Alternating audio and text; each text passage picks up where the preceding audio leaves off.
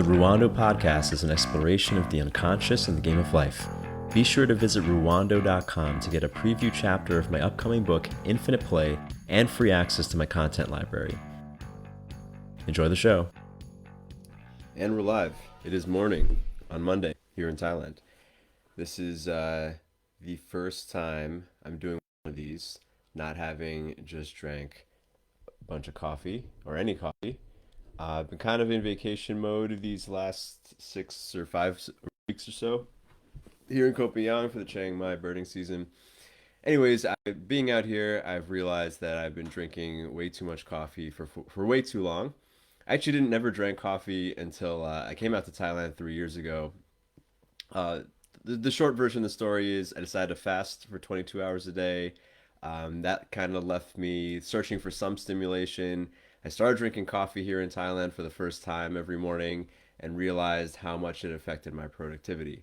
And ever since then, I've had 1 to 2 to 3 coffees a day every day for 3 years. But it's come to my attention, especially after doing the the ambition acceptance episode from a couple of weeks ago. I realized I really have been violating that rule, pushing a little bit too hard. And basically, on these days that I haven't had coffee, I've been uh, sleeping all day. So, massive adrenal fatigue. So, anyway, this is all to say. This is the first time I'm doing one of these without coffee. I don't know if it'll come out any differently, but it's an experiment. We'll see. So, instead of a coffee, I had a mango, I had an hibiscus tea, and a sun salutation. There's a puppy outside. The day is good. We're going to jump in. So, today's episode is on the dark masculine.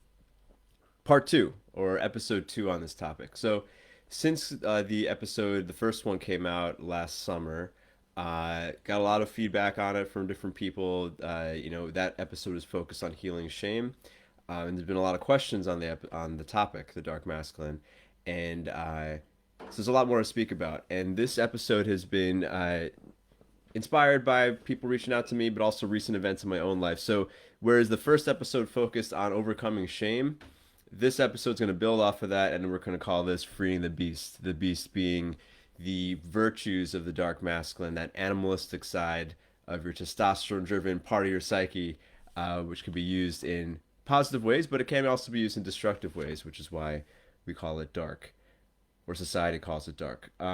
So just a short definition. We're going to give a more detailed definition, but the dark masculine is the animalistic side of your psyche, the animalistic side of your testosterone-driven part of your psyche. It comes from genetic programming for survival and replication.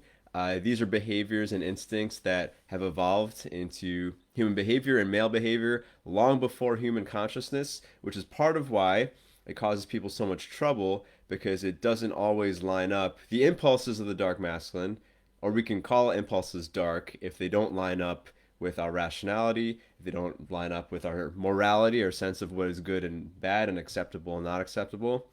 Anything that is dark is something that's within us and is a part of us that doesn't line up with what we think we should be, which is why a lot of people have shame about it. So we'll start with the story, because I wanted to go back. In recent episodes, I've spoken a little bit about things like the Madonna whore complex and different aspects of internal shaming and dissociation. But I want to go all the way back to my very first connections of darkness, which came around the time that I started to feel these strong impulses for growth. Because we're actually, in this episode, we're going to speak about various taboo subjects, so be warned. And we're going to speak about sex. I think it was one place where this becomes very applicable. But also, there's there's a meta benefit or a deeper benefit I want to bring about, which is how this is a critical part of individuation. So I first started having dark thoughts, dark thoughts being, again, unacceptable or antisocial thoughts. Around teenage years is also when I was the deepest in depression. Also when I got really into my own development. And these three things are not random. They all came together. And I remember, this is something I've spoken about in other episodes, how I speak to a lot of guys about what they think about or what they daydream about. And of course, a lot of men, most men think about sex periodically, but a lot of guys, especially guys who are a little frustrated with their lives or don't feel as empowered as they want to be, maybe don't feel as accomplished, it's very common for guys to fantasize about violence, whether it's something like being an MMA fighter, which is a more socially acceptable version, or being a character in Game of Thrones, conquering or defeating barbarians or something. Like these are common fantasies of men. And I would propose that one of the reasons why guys this is such a common fantasy for men is that this is a sign of the dark masculine archetype. It's a part of you that insists on asserting itself in reality, and we can bring it back down to our genes. Like male throughout history, male genes or genes that were inside a male body could pass on better if that individual was willing to conquer, willing to fight, willing to kill, maybe willing to rape and do other things. So anyway, I remember as a teenager, my first dark thoughts came around where I just like felt uh, like I just wanted to get into a fight. Like the movie Fight Club really like hit home. Like the line, "I just wanted to destroy something beautiful," which Tyler Durden says when he beats up Jared Leto. Like there's something in that like that really resonated, and I think it resonates with a lot of guys who are like fighting for their growth. And throughout my many years of like kind of being feeling disempowered, these kinds of feelings or thoughts um, it really resonated with me. And I remember when I was just at the peak of like about to have a breakthrough internally. I was around, so I moved to New York City. I was 23-ish. I was actually right before I joined One Taste, the cult. If you caught that episode from years ago, actually.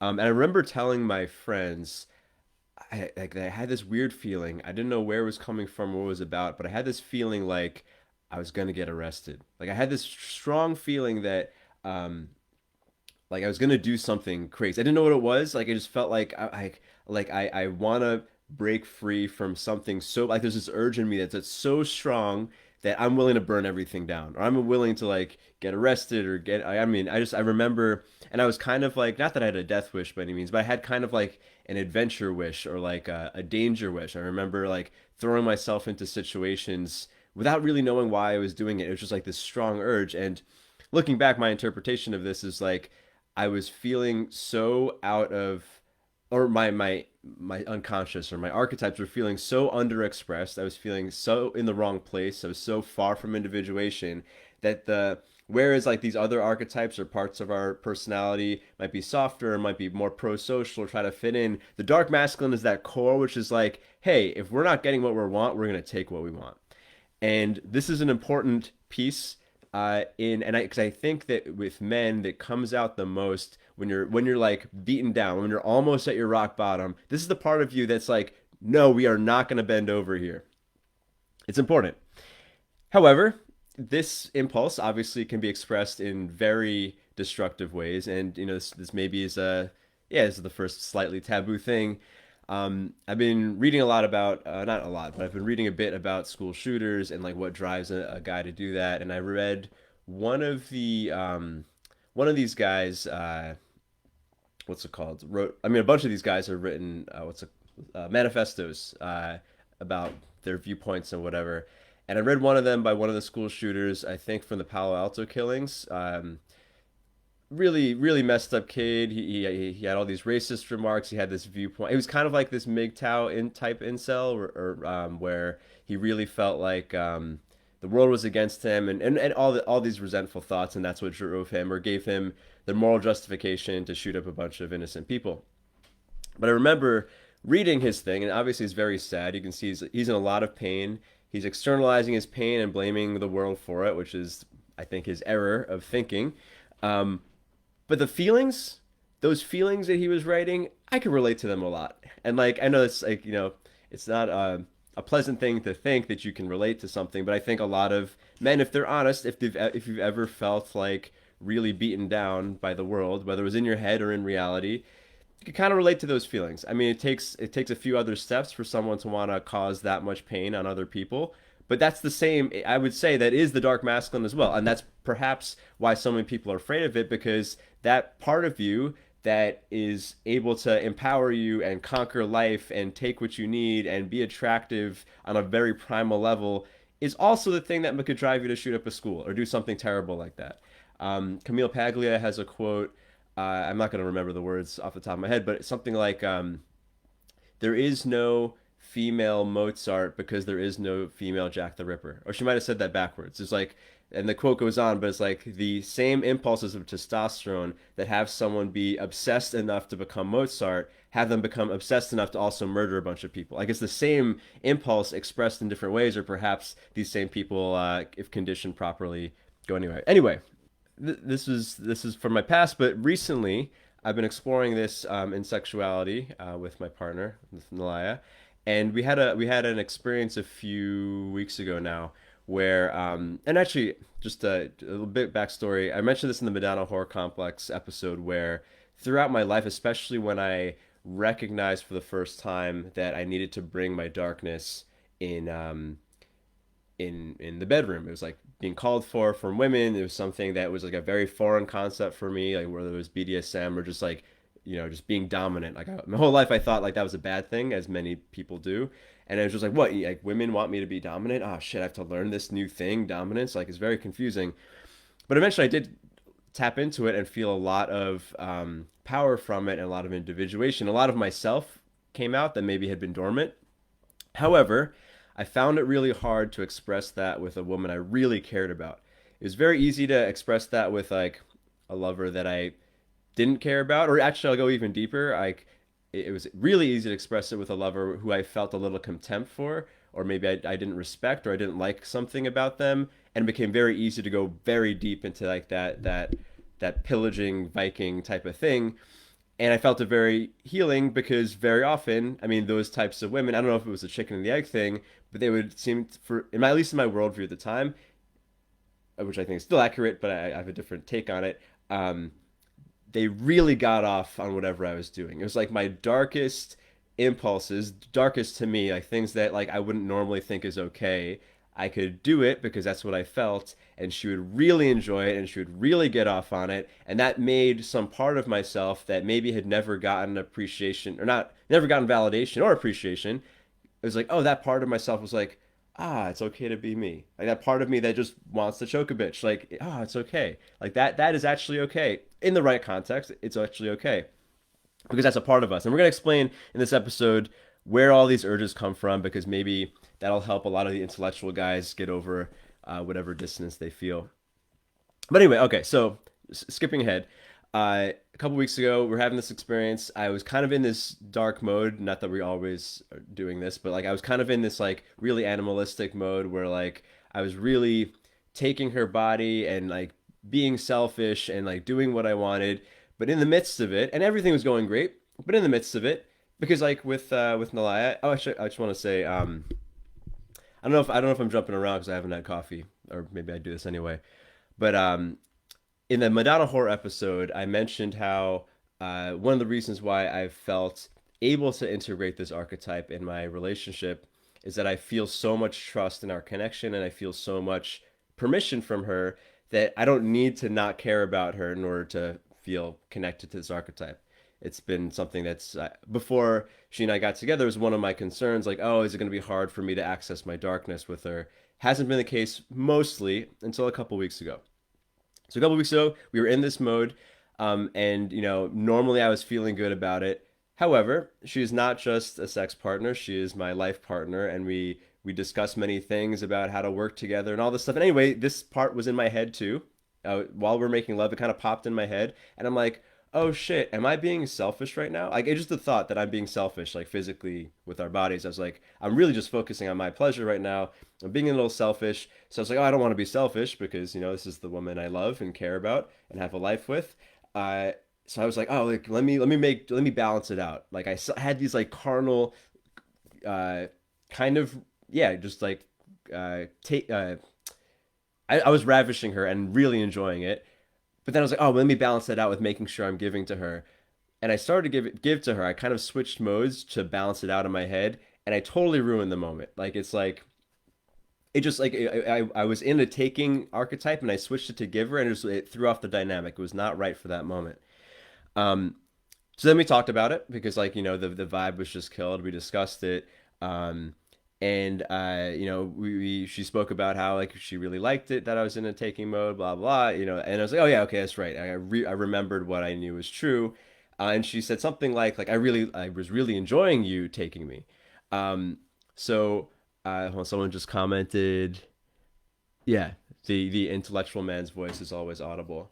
Yeah. So she said she's really enjoying me taking her. So I was like, okay, now I need to take her for her sake. It's like I switched in my brain. Instead of like being in this mode of like taking for my own pleasure, I was now trying to seem like I was taking for my own pleasure, but for her pleasure. So that also ruined the moment. Like we couldn't really get into it. I actually ended up going a little bit too hard and a little bit too fast, which is one of the concerns, right? Like a lot of guys don't. I mean, the narrative you hear mostly from women about what makes men not good in bed is they're thinking about themselves and they go too hard and too fast.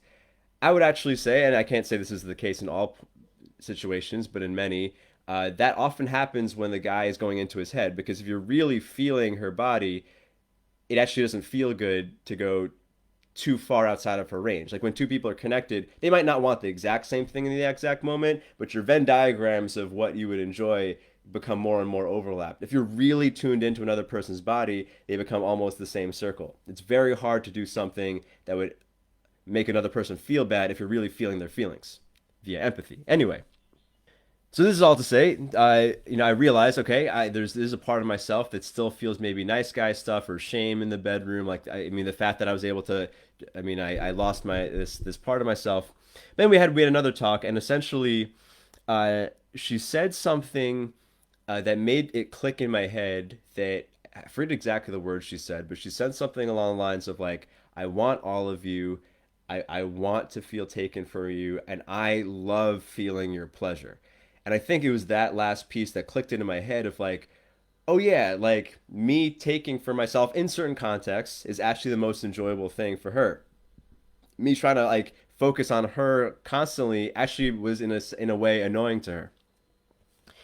And this is something that clicked in for this dark masculine piece of like the thing that I was getting from these past lovers that I didn't really care about, or not even that I didn't care. It's just like for some reason, and we can maybe speak about it more. I felt like just an annoyance with them, and that made me kind of want to like do things that I would think would humiliate them, and maybe it was on like a rational level, but they really ate it up, and it what it really gave is like a permission to that part of myself that for some reason existed and really delighted in doing certain things in the bedroom. And because essentially what this does, and like we're not going to talk about healing so much in this episode, but it's like it's letting that beast in you, that part of you that doesn't really get along with your sense of rationality, what society says okay, is telling that beast, hey, you're not alone. It's like I mean, my notes I wrote down, it offers connection in quotes. Like it's not connection in like the lovey-dovey sense, but it's connection of like that part of you doesn't have to be dissociated. Even the part of you that maybe does have a slight impulse to do commit atrocities and like rape and murder and stuff, like even that part of you is acceptable. It can be integrated because those really bad things happen when you dissociate, when you push that and you stuff that Jack the Ripper inside of you down and down and down, and you try to like dissociate and pretend that's not you. It kind of becomes its own personality, and maybe that's where Ted Bundy's come from. Anyway, and this actually goes out very far outside of the bedroom. We're going to speak about where this shows up in life, and like if you caught the episode with my boy Noelfry recently, he and I were having a discussion, not necessarily on like this like dark part of the dark masculine, but just like the idea of what if people in social situations would like you better if you took what you want within reason, right? Like what I mean, just it's a question to think about. Like what if the world enjoyed you more when you served yourself? It's something I want you to think about as you listen to this episode, because that is a way of tapping into the dark masculine without shame. And finally, well, I'll just say like this. Oh, okay. The last thing I'll say about this bit is so ever since this happened a couple weeks ago, Nalai and I have been like exploring different things. And some of it's just in my mind, but some of it is between each other. And she said stuff kind of out of nowhere, like that we had sex on the beach the other day, and she said something like, I like that you can kill me.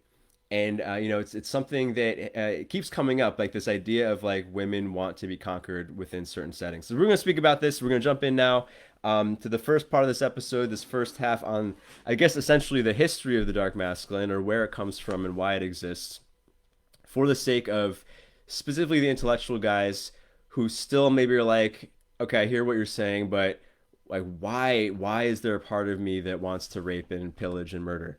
Or maybe for guys who are like, oh, that's not me. I mean, maybe this dude, speaking his podcast is really into that stuff, but no, not me.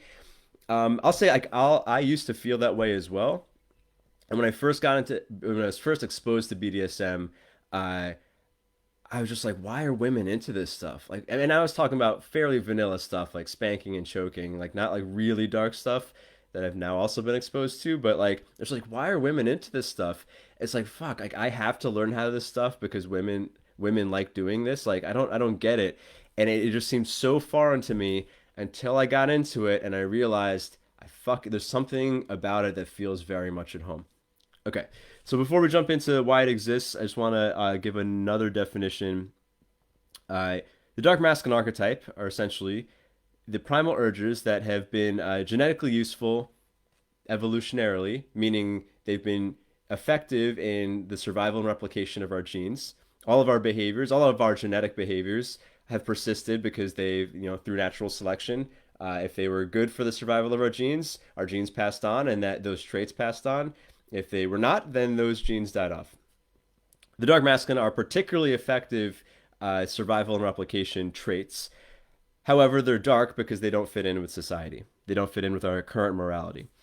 And this is the part of the psyche, the part of the man's being that polarizes the animalistic side of the feminine. Like when you see women who want to go dark, want to go red, want to be taken, go into that really animalistic zone.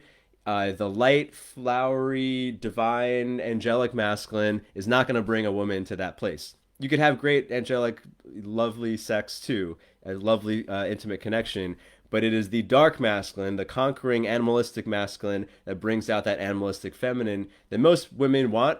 Not all the time, but sometimes is a part of ourselves, is a part of them, and say it was a part of us. So today we're going to speak about why power is sexy, and completely separate, or not even completely separate, but what I think is even more important than the sexual benefits or the benefits in connecting with women is that this is a part of you that asserts your self with a big S, the Jungian self. It's a part of you that when you've been beaten down, when all your other archetypes have been beaten down by society, and you've really taken on this idea that maybe you're not a good person, or you're a beta male, or you're not good enough. It is the dark masculine archetype that says fuck you to all that and pushes you back up the chart.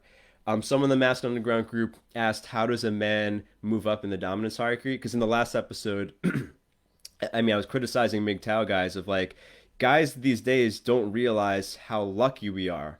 How, I mean, even though men in the 21st century have been feminized and all that stuff, like men don't realize how lucky they are. Men who are complaining, I should say, don't realize how lucky they are that compared to most other males throughout history, throughout other species, and other types, we have some of the easiest mobility up our upper dominance hierarchy, right? If you're a gorilla and you're a small gorilla, you're never going to be alpha male. But even if you're a guy who's born not good looking, or you're not the smartest guy, or you're just not dominant, or you didn't grow up with masculine good male role models and stuff, you can still learn how to be top of the hierarchy that is relevant to you and still be attractive. And that dark masculine is the part that is an archetype that if you hit the bottom, it will push you back up, right? It's the will to life, is a will to life at least. Yeah, and essentially, the shame comes from the animal instincts conflicting with society. So, let's spend a bit on why this exists in the first place, again, for the intellectual guys. So, at the cellular level, or down to the most simple units of life, nature is metal. Meaning, nature is totally amoral, right? even when it comes to cellular organisms, they're eating each other all the time. They're birthing, they're dying. I mean, they're feeling some sort of pain, or what we might call proto pain. Like throughout nature, at every level, stuff is eating other stuff. Stuff is suffering at the hands of other stuff, right? Stuff being living organisms, life, right? Like nature is not kind. There is no sense of morality in nature. No, morality is a human thing. And living organisms' behaviors, again, as I mentioned before, are determined by natural selection, right? If a behavior or a trait makes it easier for a gene to pass on, it becomes more popular, it becomes more prominent in the gene pool. If not, it gets weeded out. So, I mean, some examples that are particularly weird that maybe give us a slight lens to BDSM stuff through some sort of evolutionary web, like female spiders of many spider species decapitate the males. Praying mantises do the same thing. I've told the story, I forget in what other episode, but the way that beta fish mate is through violent rape. I told a longer story of the time I very naively tried to breed beta fish and was horrified. Um, Cat penises are barbed. Like for a cat to get pregnant, the male cat has to like rip a hole in her vaginal canal. Nature is not kind even to its own organisms, right? Even our own genes and our own genetic traits are not necessarily nice to us because the genes just want to pass on. I mean, in a sense, they're not intelligent. I mean, you could believe that, but natural selection is what allows a trait to continue. And for maybe a strange way of looking at it, but this is mentioned in the Selfish Gene and in Noah Harari's *Sapiens*. Um, Certain organisms, like let's say rice, wheat, and corn, have been extremely dominant, right? Like compared to other grasses, rice, wheat, and corn are some of the most popular, or like by, I think they make up like 97% of the grasses. Why? Because they've become useful to humans and humans have planted them over and over and over again. So rice, wheat, and corn are extremely dominant. The fact that they were able to mutate in such a way that human beings like to eat them, great mutation for them. In another darker version of this, which maybe will upset the vegans, cows, chickens, and pigs are also extremely successful genetically. Even though cows, chickens, and pigs suffer because of factory farming, which is something I don't like either, even though I am a meat eater. They are genetically, the cows, chickens, and pigs genes have had an incredibly successful trait of making their owners, or they're making their vehicles delicious to humans because humans breed them over and over again, and that serves the genes agenda. It's kind of a dark thing because you're thinking like the genes, these animals have evolved in a way that causes suffering to the animals but is good for their genes. um, Rape, another taboo thing, but rape, the reason why women have rape fantasies, and many men, even though less men I think admit it, have fantasies of being a rapist. I was about to say raper, like in Step Brothers. Is that rape, historically, evolutionarily, has been a very effective survival and replication strategy. There's some stats that I actually bring up in my History of Man series in the prologue on testosterone. Rapes conceive at twice the rate of consensual sex. Rapes conceive at 6%, consensual sex conceives at 3%. Now, there could be a lot of reasons for that, but one of them actually is that the number one predictor of whether a man will be a violent rapist was his prenatal testosterone exposure. Meaning, if a guy is exposed to a lot of testosterone while he's in his mother's belly, there's certain male traits he'll have throughout his entire life. One of them being that he's more likely to be a violent rapist. Another thing that also indicates is that if he becomes a day trader, like a stockbroker, he's more likely to become successful. Actually, this is a study by Ben Coates. You can determine a day trader's career success by his prenatal testosterone exposure more than his years of experience or IQ. Right? It's kind of crazy, right? Like if you're exposed to testosterone in the womb, you can almost predict. I mean, you can almost predict a day trader's salary or his earnings over his lifetime based on his testosterone. It's kind of in many ways genetically predetermined. And actually, a very similar stat is that prenatal testosterone exposure is a greater indicator of violent criminals than age or race. So, which is, shocking to a lot of people. Actually, yeah, it's a greater indicator. Anyway, I don't have to give examples. You guys all know examples.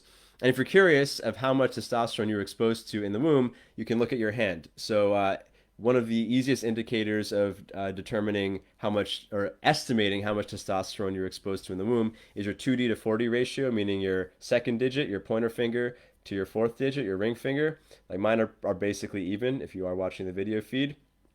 But the longer your ring finger is in relation to your index finger suggests how much testosterone you're exposed to. So like in women, almost like pretty much all true lesbians, like women who are only into women, have particularly long ring fingers. Like very often almost always the ring finger is longer than their index finger. Very often lesbians will have extremely long ring fingers.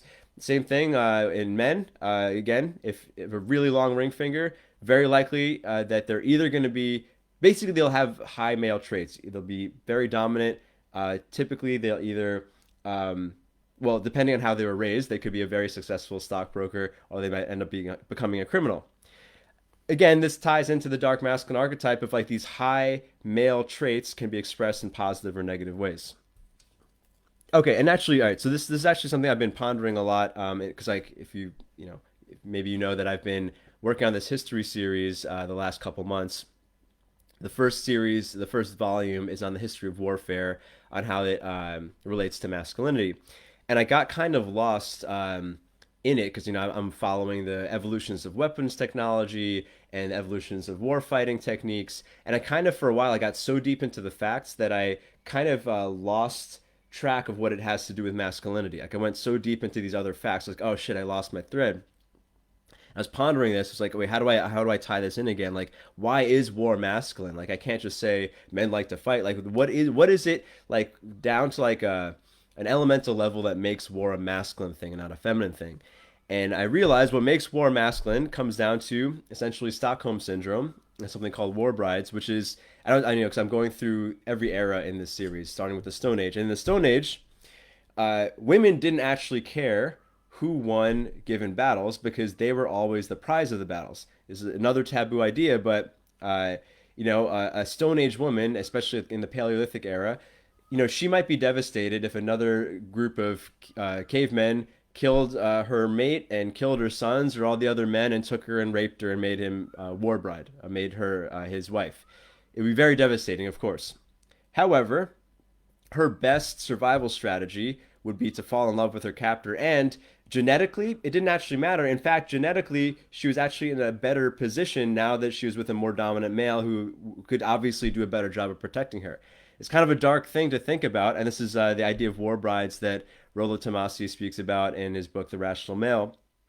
It's kind of a dark thing to think about, and I remember reading this from the perspective of the losing team and thinking like, oh man, if I was a Stone Age man and these barbarians came and killed me and my sons, my wife would fall in love with that guy. Like it's like a really dark thing, and a lot of these red pill guys, the thing I dislike about red pill is the conclusions they make about women from what I think are facts. These are facts, but they use this as a justification why you can never trust women. I look at it as like, well, this is if you can really understand the dark feminine, you can really accept your own dark masculine. Anyway, now I kind of look at the same scenario from the position of the conqueror. Like, if you are the winner of a battle, of a gruesome battle, women actually want to be with you. Now, obviously, we are going to taboo subjects. It's not saying that you should go around beating people up and stealing their wives and people will love you. That's not what I'm saying. What I am saying is that genetically, especially for our ancestors, the reason why, one, a lot of men feel good seeking dominance or making dominance plays, whether it's socially acceptable or not. And a lot of the reasons why so many women have rape fantasies, not just women that have been raped. That is one theory that is not consistent, though, that women have rape fantasies if they've been violated as a way of healing in like creating a psychodrama to heal. That is true sometimes, but so many women who've never been raped or never even been close to being raped have these feelings. Like I've spoken to many women when I used to coach women more about their fantasies, and a lot of women have said like even as a little girl they daydreamed about being kidnapped and something about that was exciting to them. Why does that exist? That we can call them like ancestral memories in quotes if you want to take like a more hippie term, but these are feelings that exist that are like passed on genetically because for a woman for thousands of generations one of the best things that could happen to a woman's genes, not to the woman, obviously she might be devastated for a time, but to her genes, the best thing that could happen to her genes was to basically upgrade her mate by having a better, stronger, bigger, more alpha guy come in and take her and have his baby, right? That was actually the best thing that could happen to her genetically, not to her emotionally. However, this is one of the reasons for Stockholm syndrome, because Stockholm syndrome is basically, I mean, Stockholm syndrome is the syndrome where you fall in love with your captors. It's a way of kind of like getting rid of the cognitive dissonance of, okay, this is good for her genes. It's really bad for emotions. Her emotions are basically syncing up with her genes. So even though it was a terrible, terrible thing that her family was just slaughtered, well, this Khal Drogo guy who just took her over, he's kind of cute. It's actually the best survival strategy for her to fall in love with him. We saw this in Game of Thrones, where Khaleesi falls in love with Khal Drogo despite being essentially his slave wife in the beginning. So this is all to say that these archetypes, they're just like they are genetic behaviors. And actually, Carl Jung, when he first came up with the concept of archetypes, he compared them to genes. I don't think he used the term gene. I don't know if gene was a popular term when Carl Jung was writing these things, but he compared them to physical structures that evolved in the same way that we all humans have livers, which came from another organ from one of our pre-human ancestors. Archetypes are essentially the organs of the psyche. They're parts of ourselves that have persisted over time. Nowadays, we could say like they're just like the genes of the psyche. There are sequences of information that have passed on in our unconscious. An example would be like if you have blue eyes. The reason why you have blue eyes is that, I mean, you probably have ancestors from snowy parts of the world because blue eyes are better at seeing in the snow than other colored eyes, right? That's why blue eyes have persisted mainly among white people or people who live in snowy areas because blue eyes are less likely to get snow blindness. So you probably had snowy ancestors. And actually, the fact that we all have eyes, if you want to go really deep in evolution, we have eyes because many of our ancestors going back thousands of other species that came before humans had some reason to see, right? There are many creatures that can't see because they just didn't have a reason for it. We have eyes and if you have blue eyes, you have blue eyes because your ancestors were able to benefit from having blueness in their eyes to be able to see in the snow or whatever. However, if in modern day you have moved to a place like where I live, like Thailand, where there is no snow, having blue eyes is totally useless. However, I would be called a vestigial trait. Vestigial meaning it's existed for evolutionary reasons, doesn't have a use anymore, but there hasn't been a reason to get rid of it either.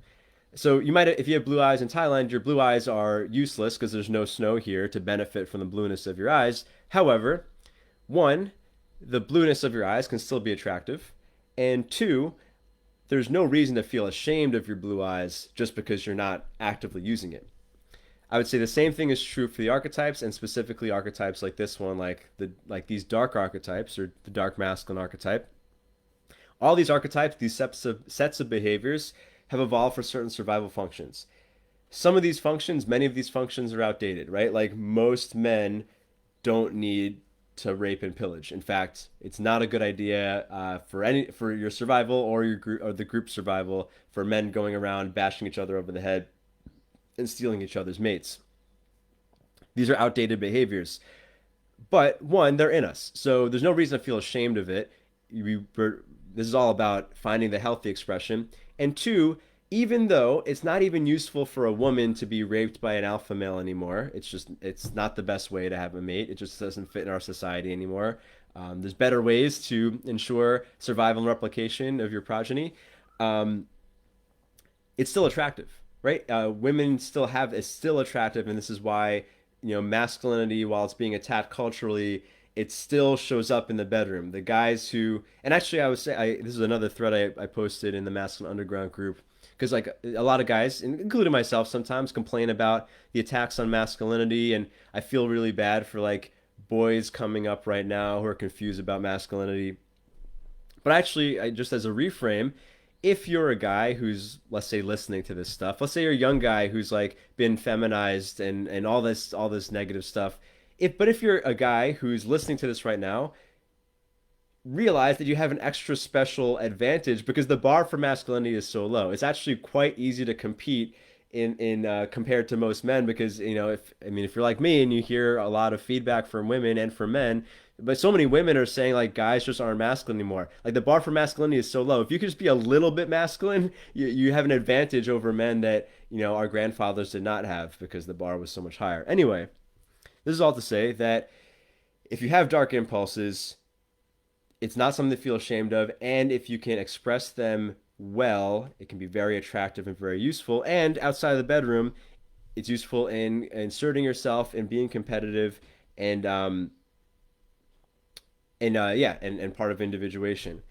And however, it can hurt when you do something socially violating, especially when it's dissociated. So, for the final part of this episode, we're going to speak about actually how to free the beast, and specifically, how do you express this or how do you channel this in a way that is not harmful, right? Like, I hope no one catches just a clip of this episode and thinks, "Oh, this Ruwan guy is saying we should all go out and rape because it's good for society." No, I'm not saying that.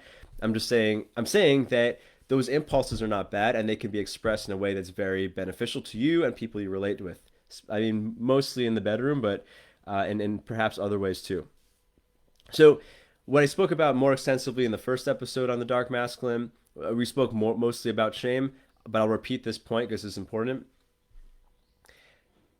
Shame shame essentially is the emotion of trying to dissociate or edit who you are in order to fit social expectations. So like if society says, "Oh, sex before marriage is bad, and if you want to have sex before marriage, you're a bad person," a child, who's not even particularly conscious, will take this in, perhaps unconsciously, and when his own feelings come up that, "Oh, I do want to have sex," shame is his way of cutting it out and pretending like, "Oh, that's not a part of me." Like the shame is like, "Oh, that's bad. I'm condemning it too. I'm condemning that part of me that wants to have sex. Like that's not a part of me. Hey, society, you don't have to condemn me because I'm condemning this part of me first." Like, and by cutting out, like trying to cut out this part of your psyche, you're basically making its own dissociated thing, and it becomes like a cancer cell.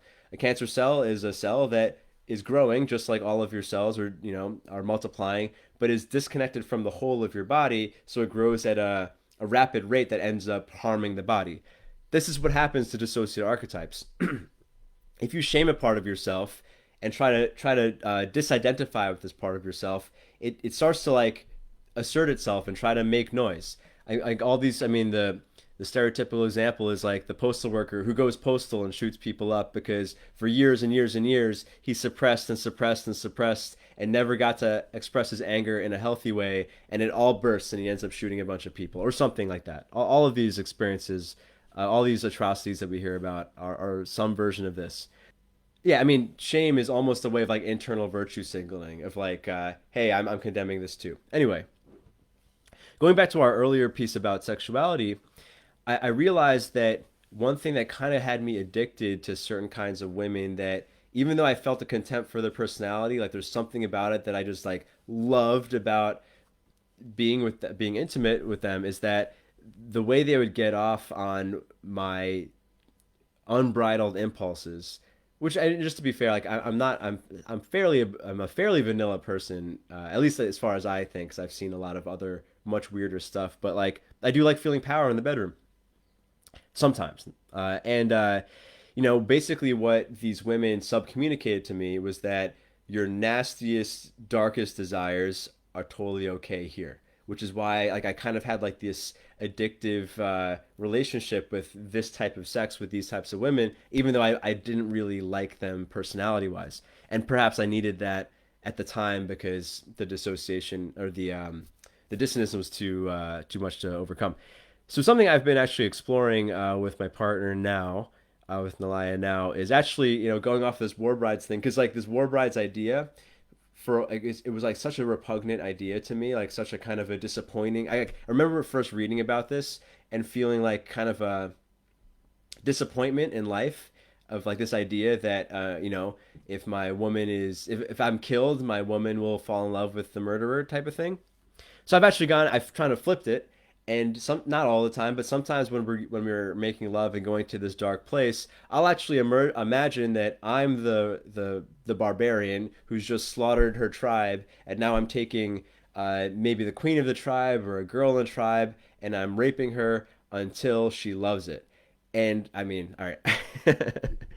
uh, yeah. Anyway, I'm being vulnerable here, right? This is actually what goes on. I hope this isn't taken out of context, but something about the fact that it is repugnant, like that idea of being so unempathetic, right? To like just murder a man and take his wife and like force her until she loves it. Like there's something about that is so repugnant to my rationality and to my sense of right and wrong.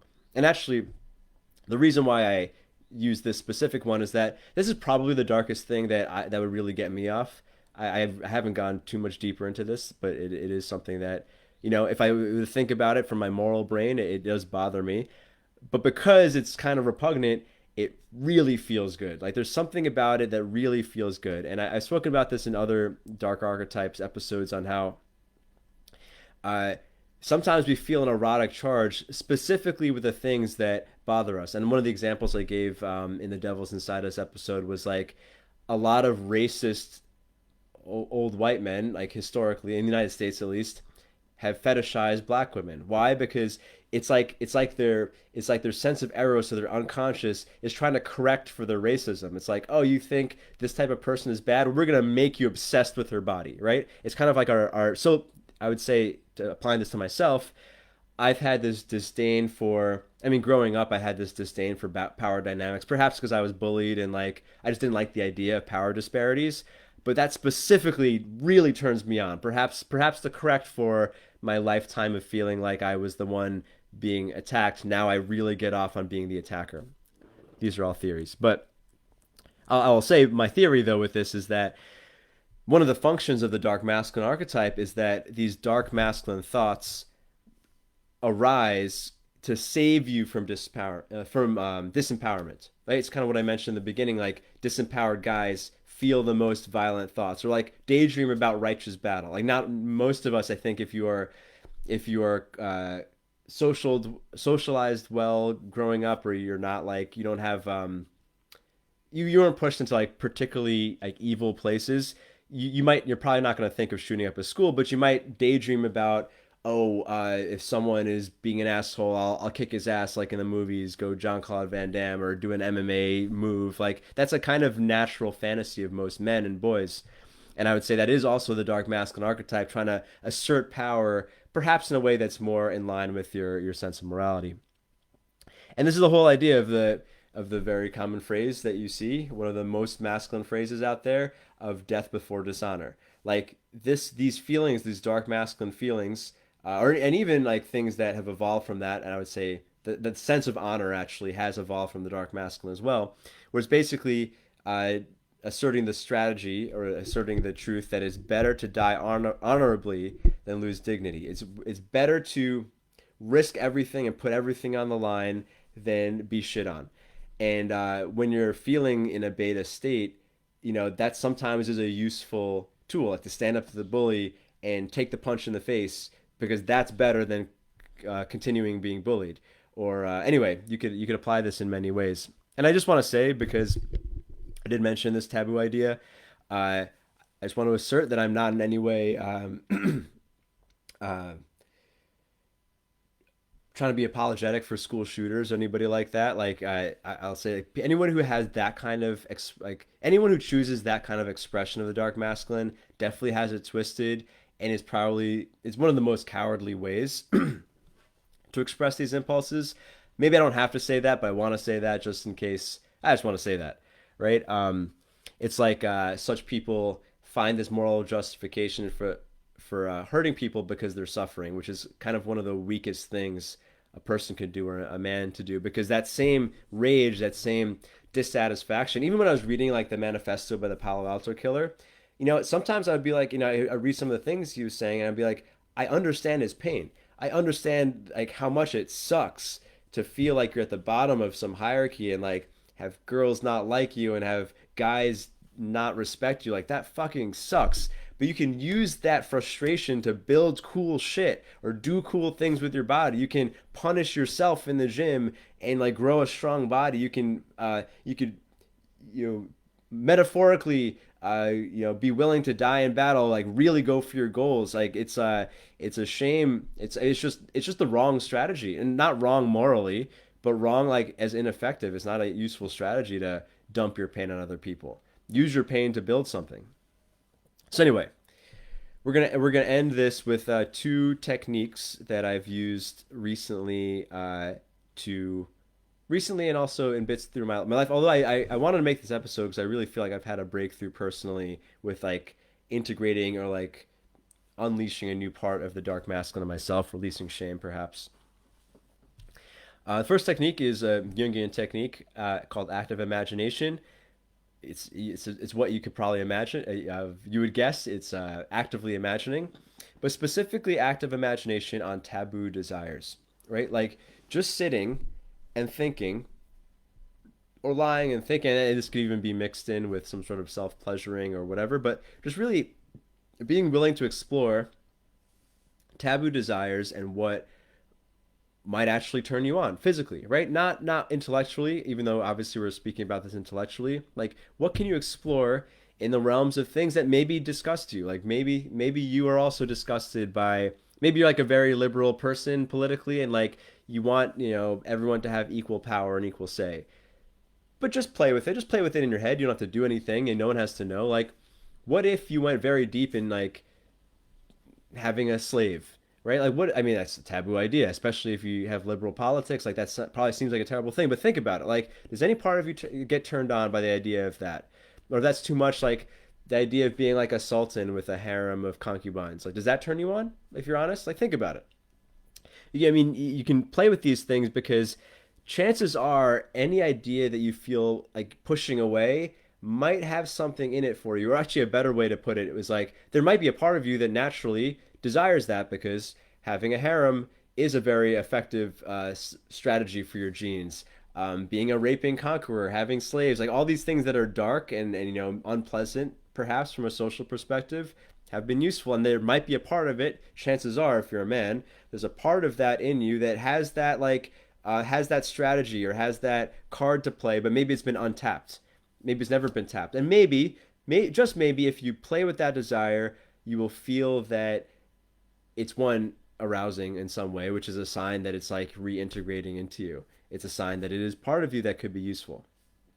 Now, some people, and I'm saying, I'm fairly vanilla in my dark desires. Like, I think the thing that I mentioned, like the idea of like murdering a tribe and raping their women, is probably the darkest thing that would turn me on that I've at least uncovered. And I have thought about other darker things, but they just don't turn me on personally. Kind of vanilla like that. But maybe you're a person who has really dark stuff, and that's not like very hard to find a good outlet for. But you can still think about it, right? There's nothing wrong with thinking about it. The problem is when you are ashamed of something, it's hard to not think about it, and those thoughts kind of take over on its own. I had this client some time ago who, when he was young, he accidentally watched somehow he came across child porn, another taboo thing, right? And as far as everything, I know the guy now. Like I don't think he's a pedophile, especially actually because of his reaction. He accidentally watched child porn for a bit. I think he was like 16 or something. He felt incredibly ashamed of it. He felt like he was the worst person because he watched a little bit of this thing that was not, obviously not a pleasant thing, but for many years afterwards, he could not stop thinking about it because he was so ashamed. If he was just like, okay, I saw something not good, I should not look at it again, or it's not something, obviously it's a terrible thing, whoever created that, all that stuff, right? If he just let it go and he accepted, okay, I saw that, he probably would have never thought about it again. But the fact that he felt so ashamed and like so like I keep thinking about it. Let me stop thinking about it, but now I keep thinking about it. It kind of made him. It like overloaded him with shame, and these thoughts would not let go. It's like these thoughts were like constantly persisting because he was resisting it so hard. Had he just, I mean, I know this is really like a dark thing, but had he like really thought about it for a second, maybe it would have let go. Actually, that was what I recommended to him, and I think it helped. Um, and the flip side of it, and this is what we've mentioned throughout this episode, in the same way that you might have this dark impulse, the a similar thing. Let's speak about sexual impulses in particular. There is very likely a corresponding impulse in women. A lot of guys like being in power in the bedroom. A lot of women like being taken in the bedroom. It's something that conflicts in the minds of many feminists because of feminist morality, rational thinking clashes with our instincts. But I've spoken. A lot of my friends are feminists. I've dated a lot of bad feminists who yeah, I don't know. I mean, I really believe in women's empowerment, but in the bedroom, the only thing that gets me off is being submissive. That's pretty common. You could take it deeper, and you might have weirder things that you're into. There's probably a woman into that as well, even though it's probably more rare. Uh, Oh, and I wanted to mention the dark triad, which is a term from the red pill community. I'm not going to go too deep into it because I think they over.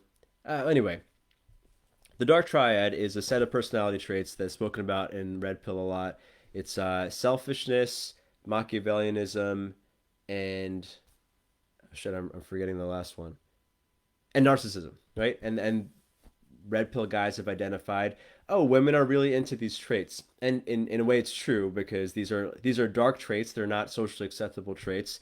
But a lot of women, if you just look at women dating people, a lot of women are drawn to guys with traits that seem like this from the outside. And when I say seem like this is that if you go into it thinking you have to be selfish, narcissistic, and Machiavellian to be attractive, and if you think, oh, women are so crazy because they like these bad traits, one, you're kind of missing, you're kind of only superficially understanding this, and you're probably going to cause yourself to get resentful at women, which is not useful because if you think of women this way, it's kind of hard to think of people favorably when you're like, oh, well, they love being mistreated. Like, but if you look a little bit deeper and recognize that these dark triad traits are essentially signaling to the world, what they do is they signal to women perhaps that you are not needy, right? Because in the Stone Age, neediness was the worst. The reason why women hate neediness to this day is that a needy man not only was useless uh, in the wild, in the wilderness, prior to societies, or throughout most of history, not only is a needy man useless, he's actually a drag. Like a woman cannot feel safe being pregnant with a needy man because she can't take care of him while she's pregnant. Who's going to take care of her, right? Whereas these supposedly dark triad traits signal to women that you're not needy. I don't think you need to be narcissistic, selfish, or Machiavellian to signal those traits, but in an extreme, especially if you're a recovering nice guy who's like realizing that just being a soft, effeminate guy is not attractive. Wearing a pussy hat is not going to get you laid. And you see these other, so-called bad boys being selfish, narcissistic, and Machiavellian, and they're getting the girls. A lot of these nerds are like, and I mean this in a loving way. I'm also a nerd, but a lot of these nerds who don't understand social dynamics are like, oh, you have to be an asshole. You don't have to be an asshole. You have to just not be a little bitch. Anyway, this is all to say that these dark triad traits. I mean, the thing that is important, the thing is universally attractive, is being independent. You don't have to necessarily be selfish, but being willing to take what you want, being willing to take responsibility for yourself, and not expect someone to give you stuff. Right? It's nice to have soft, gentle sex sometimes, but the ability to take what you want, even in the bedroom, is attractive to so many women because it signals to them, oh, this guy can handle his own, and this guy will probably look out for our children, and this guy will probably be able to kill anyone who tries to harm our children, right? Like that, those traits are instinctually super attractive because they're more important than everything else. Like in the Stone Age, a woman was better off being with a powerful, conquering, selfish guy who's maybe a little bit unpleasant than she was being with a very pleasant guy who could not hold down the fort, right? With the nice beta male, her children were basically doomed. With the alpha male, at least they would survive. And then women have evolved to find those traits attractive. Anyway, yeah, and like, oh, so the last bit before our last tip and we close. These dark traits are essentially ensuring your genetic line. And if you look at some of the more modern, or if you look at villains that have become popular, like in Game of Thrones, Cersei Lannister is probably the best Best example, like if you watch Game of Thrones, if you've seen it, Cersei Lannister is the queen of one of the families, the mother of one of the families, and she does some of like the nastiest shit, like the most heartless, terrible things to other people, Machiavellian, selfish, and narcissistic. She does like she tortures people, all this stuff, and in many ways she's like the the arch villain in the series, but she does all of that for her children. Like that's sort of like her go-to line. Like she will do anything for her family, which is actually a sweet thing. And one of the things that's really great about most of Game of Thrones was that they really humanized their villains, because the most evil things that people do very often is to defend some part of them that they think is vulnerable, whether it's themselves and their own egos, perhaps, which is hard for us to feel apologetic for, or for the sake of their children, right? Like when I think about it now, like I don't have kids, but like I love my girlfriend so much, and like when I think about like if she were to have been to be threatened by someone, like the things that I would do on her behalf, like I would do some really nasty things to other people if they were trying to harm her, or something like that, right? Same thing with like other people I'm close with, like that is what darkness is for, right? It's not you know anyway, that's the reason why we have darkness. Like there is a function of survival and protecting our own that is tied to this. But however, the impulse can be thrown off base.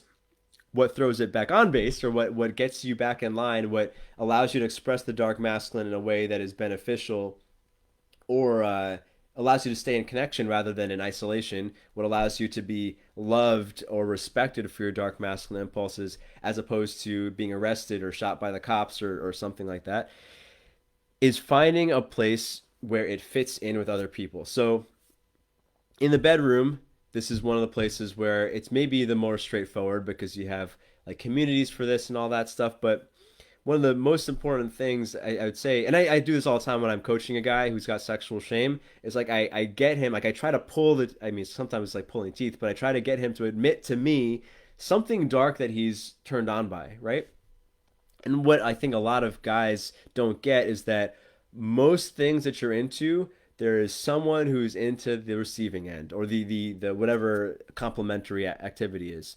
And as I mentioned, like basic things like being in power, putting a collar on someone, a lot of women are into that. Maybe not everyone, maybe it's a minority, but a lot of women are in. I've actually one guy I used to hang with when I was getting into BDSM. I didn't go very deep into it, but this guy was like very deep. Like he did some really gnarly stuff, like stuff that like I can't even imagine being into. But there's something he told me that always stuck in my head. He was like this BDSM master guy, and he like he would do, yeah, he would humiliate women. He would do like things that were like really painful. I'm like, I can't imagine anyone was into that. But he would say to me that a lot of the women that would go see him to play, uh, they had boyfriends, and they had husbands, and the reason why they went to him was that their husbands or their boyfriends, who were great guys, and maybe the woman loved him and all that stuff, he was afraid to go to the places that she wanted to go.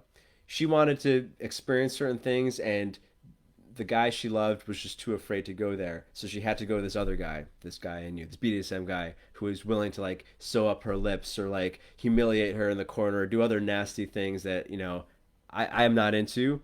But there are women who are into that. And like, if you want to relate to such a woman completely, if you want to relate to the entirety of a certain person, and she has this dark piece of you, of herself, the only way to completely relate is to play that alternate role. Like a lot of guys, I think, fuck up their relationships where they start to like they want to talk dirty, or they want to like explore sexual things. They want to fulfill their sexual fantasies, but then they invite the women's out, and they get disgusted because they have their own shame, and like, well, women shouldn't be that sexual. It's like you're asking for that, bro. Like, do you want to have a freak in the bed or not? And his understanding that we have these many archetypes, and like it's not one thing or another. Like a woman can be a very a perfect wife, and can like being stuffed at the same time. And this is maybe maybe this is the last thing we're gonna say. Let me just make sure I didn't miss anything. Um, oh yeah, so just before we end on the like sexual stuff, but when I was speaking with Noelfry about I hope he doesn't mind me sharing this, but he was speaking about. I'll leave the details out. But he was just speaking about like a pretty tame. Like he was just hanging out with his friends, and there's certain things he wanted in a certain social situation, um, that he was afraid to ask, or like he didn't want to bother people. Right? I mean, it was something around like. Anyway, I'm only gonna get to the details, but the thing that I suggested to him is, what if people actually would get off on you having what you want? And that's just, if you forget everything else, you forget all the concepts. I want you to think about that. Like, what if people actually liked you better, or people were actually more happy if you had what you want? One of the brainwashy things that one of these like really negative memes that I think have seeped into society is this idea that like if you're having fun, someone else is losing. If you're gaining, someone else is losing. That's not how life is, right? And this is one of the things that pisses me off about this move towards androgyny in society, right? Like men and women, I mean, equality is nice, right? People should not be harmed. People should not be harmed on other people's expenses. I mean, there's no reason for that. But doesn't mean people have to be the same, right? Like most women prefer the guy to drive. Like that's actually okay, and the most guys prefer to drive. So actually, people win-win when they get to play. I mean, this is just an example, but when they can actually play the roles, it doesn't mean that people have to do the same thing. Not everyone has to do the same thing for people to feel good. And actually, what if whether you take this sexually or in regular life, people will actually enjoy more you having what you want, right? And so the active technique is when asking for what you want, when exploring your desires, whether in a small social way or in a more intimate sexual way. The thing I would suggest you to play with is, what if you expected your desires to be received with enthusiasm? They might not always, right? You might be into some weird shit, or you might be into something that does somehow take away from someone else. But what if everything you wanted was totally received by the other person? Of course, because if you take this into the bedroom, if you imagine, like, what if everything that would delight you totally delighted the woman you're with? That's like extra turning on. It's like there's something like almost like soul nourishing about that idea, because it's like you do not have to compromise yourself to be in relation with someone. You don't have to compromise yourself to be accepted by a person in a relationship or in society. Like that, I think that is the role of all of this stuff in individuation and becoming a complete person. The last thing I'll say on this is understanding that archetypes are not identities. Archetypes are roles. They are parts of our personality. They're not the full thing. They're not, it's like, I get so frustrated when I see, because the term archetype has become more popular with Jordan Peterson speaking about Carl Jung in recent years. And you'll see like people saying these nonsensical questions of like, what archetype are you? I see this quiz pop up on Instagram sometimes. Like, what is your archetype? Like, that's like a nonsensical statement. You do not have an archetype. Like, you cannot be an archetype. An archetype is an aspect of your personality. It's a ridiculous thing to say that. Anyway, there are roles that we play. There are roles that we can consciously play. If you can become conscious of your impulses and your feelings, you can consciously play. You can play the conqueror when you're in bed with your girlfriend, and you can play the something else. You can play the king when you have a child who's dependent on you for something. You can play the warrior when you're being dependent on by your employer or something like that. Anyway, just to end our whole story and my own personal stuff, uh, the thing that really clicked in my head about like going deep and dark in bed, for instance, is recognizing that Nalaya, my partner, my girlfriend, can really enjoy surrendering, can really enjoy being taken, can really enjoy when I ravish her, because of the fact that she knows in real life I love her, I respect her, I care about her well-being. And like that like background knowledge allows her to really go deep and really enjoy the idea of me kidnapping her or something like that, because she knows deep down that I'll always keep her safe.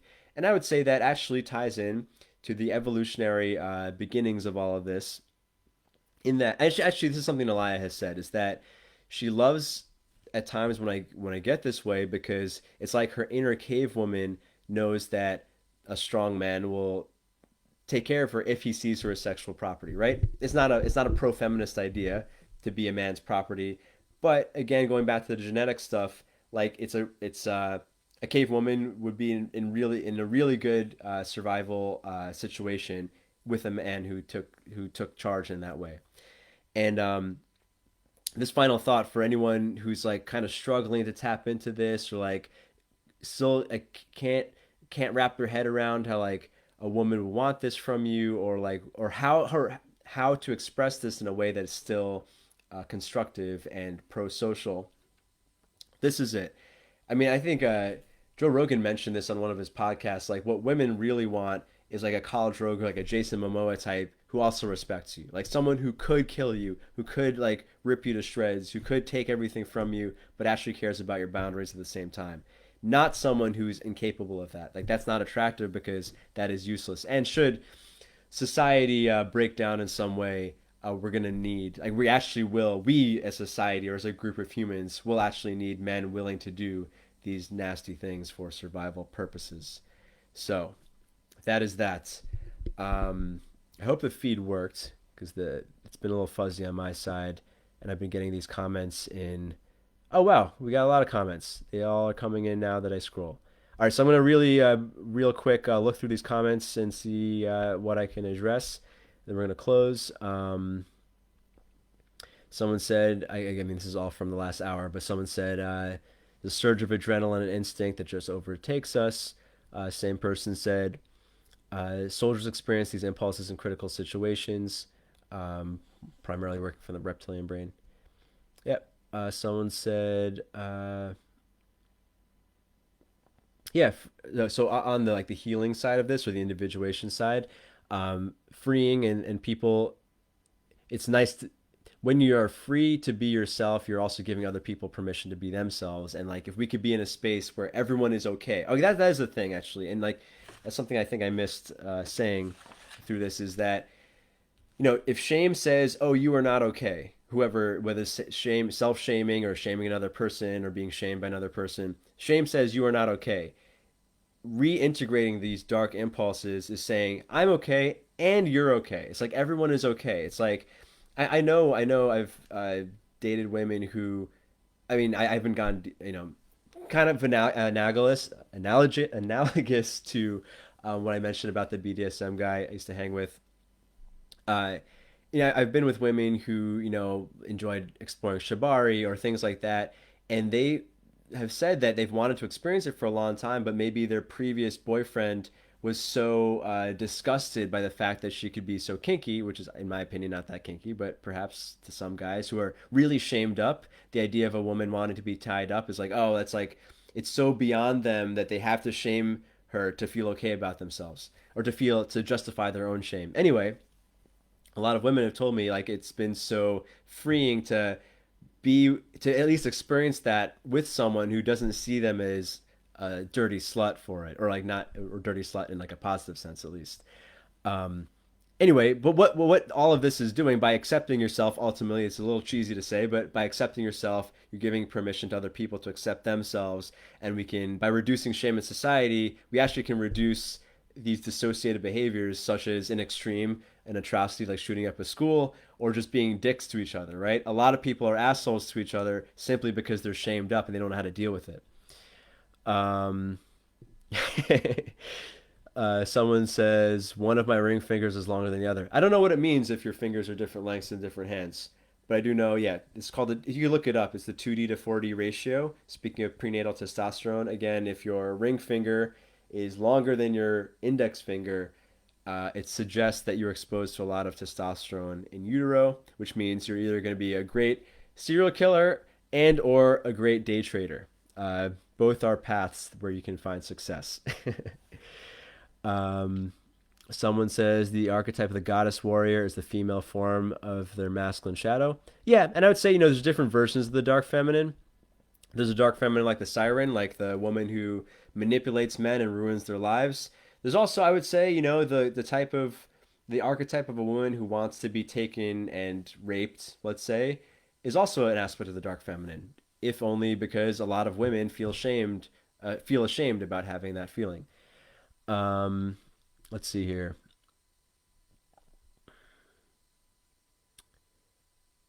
Uh, yeah, so someone said older men seem feminized. it's not because they suppress their masculine instincts. It's because they found it harder to express themselves as they age. Yeah, and also, testosterone declines. If testosterone is the fuel of this, if our hormones are the fuel of these instinctual behaviors, um, obviously, if the hormone declines, you're going to feel less of that. I've actually, I'm only 32, but I have noticed my body aging in different ways. Probably going to get into that TRT. I haven't looked into it much, but a lot of people I look up to are into testosterone replacement therapy, so I'm probably going to get into it. I'm going to at least explore it myself as I get older. Anyways, I think there's a big delay on the comments, but if anyone has any last questions, thanks for the kudos, everyone who's watching live. If you're not watching live, I hope you're listening to it in podcast form so you can go out and do things. And I guess I'll end with a little plug because I should be doing this more, says my marketing people. If you want to explore the dark masculine in a hands-on way, if you want to do some exercises to really embody it instead of just thinking about it, you can check out my masculine archetype challenge at ruwando.com/archetype. It's a 21-day set of micro lessons and micro missions to train you and retrain your habits to tap into your testosterone-driven impulses. We have a 3-day, there's a lesson every day for 21 days. We spend 3 days specifically on the dark masculine and getting in touch with your animalistic instincts. You can check that out at ruwando.com/archetype. And a last announcement next week, in the next 2 weeks, I'm going to do an episode on how to release regret. It's something that's come up with some of my clients and myself too. This feeling of regret of like, oh, I should have done this. I wish I did this with my life type of thing. It's another form of shame, and I've been thinking about this a lot on how to release regret. So that's going to be one episode. Another episode is going to be on, I'm trying to summarize everything that I actually know for sure makes a man attractive to women. And I'm saying this because and I don't consider myself to be a dating coach anymore. I only briefly did. And even when I was coaching guys specifically on dating, the thing that interested me the most was kind of the spiritual journey of learning to be attractive. This is all to say is that I don't really want to answer questions of how to attract, how to get girls. I don't ever want to like take that route, even though I've created content for other people on that subject. But I did want to make one episode really summarizing what makes a man attractive, like on the most like elemental, empirical level. So I don't know which episode is going to come first, but those are the next 2 episodes. If you want to have a specific topic discussed, post about it in the Masculine Underground at forum.masculineunderground.com, which is our Facebook group. Thanks for listening, everybody. See you next week. Peace.